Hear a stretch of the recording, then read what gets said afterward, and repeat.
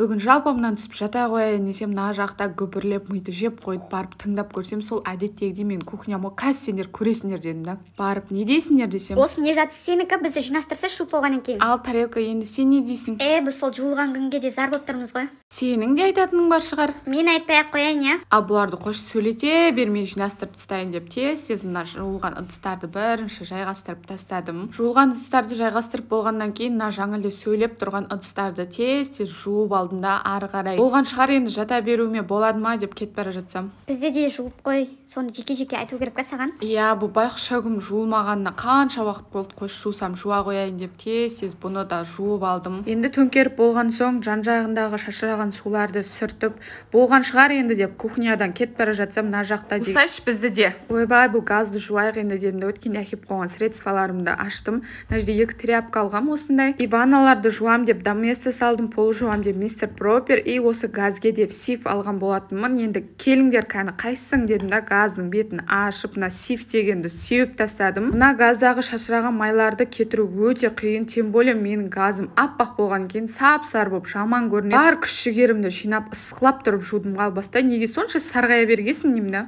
Ну да, болады енді.